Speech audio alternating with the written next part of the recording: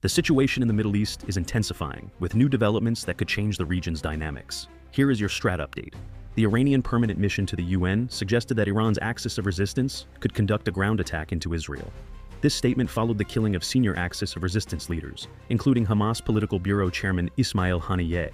However, the statement seems more focused on generating psychological effects rather than signaling an imminent attack.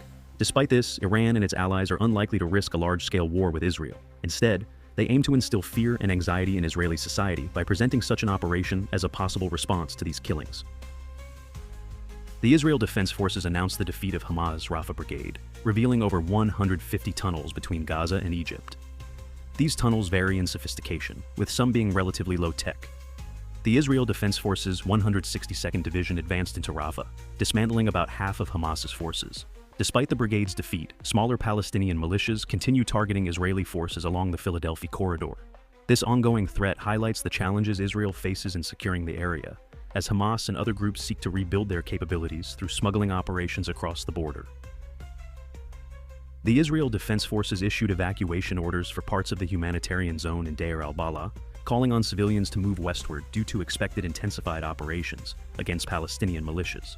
This comes as the Israel Defense Forces continues its offensive in Khan Yunis, where Israeli forces have killed dozens of Palestinian fighters and destroyed significant militia infrastructure. The ongoing military actions underscore the Israel Defense Forces' determination to dismantle Hamas and other militant groups in the region, even as they face challenges from rocket fire and improvised explosive devices targeting their forces. The Israel Defense Forces Air Force targeted a senior leader of the Al-Aqsa Martyrs Brigades in southern Lebanon, striking a vehicle in Sidon. This airstrike resulted in the death of Khalil al-Maqda, a key figure in the militia and the brother of a senior Fatah official. The Israel Defense Forces claims that the Maqda brothers were instrumental in coordinating with the Islamic Revolutionary Guard Corps to transfer money and weapons to Palestinian militias in the West Bank. This strike highlights Israel's broader efforts to disrupt Iranian-backed networks and prevent further attacks.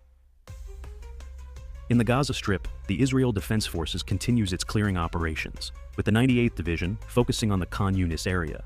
Israeli forces have been actively targeting Palestinian fighters, destroying military compounds, and conducting raids on militia targets. Hamas responded by detonating an improvised explosive device at a tunnel entrance discovered by Israeli forces. This back and forth between the Israel Defense Forces and Palestinian militias illustrates the ongoing intensity of the conflict, as both sides continue to engage in heavy fighting, despite international calls for ceasefires and negotiations. The Israel Defense Forces conducted airstrikes on Hezbollah weapons depots in Lebanon's Bekaa Valley for the second consecutive day, detecting secondary explosions that indicate the presence of significant ammunition stores. In response, Hezbollah Missile launched Katyusha rockets targeting an Israel Defense Forces base in the Golan Heights, with some of the rockets striking civilian areas. This escalation in northern Israel underscores the volatile situation, as both sides continue to exchange fire, resulting in damage and casualties on both sides of the border. The Israel Defense Forces has vowed to respond accordingly to these attacks. Iranian-backed militias, including Hezbollah, have conducted multiple attacks into northern Israel since August 20th. The Israel Defense Forces intercepted some of the rockets launched from Lebanon, but others managed to strike civilian areas. Additionally, Hezbollah claimed responsibility for drone attacks targeting Israeli forces in Upper Galilee.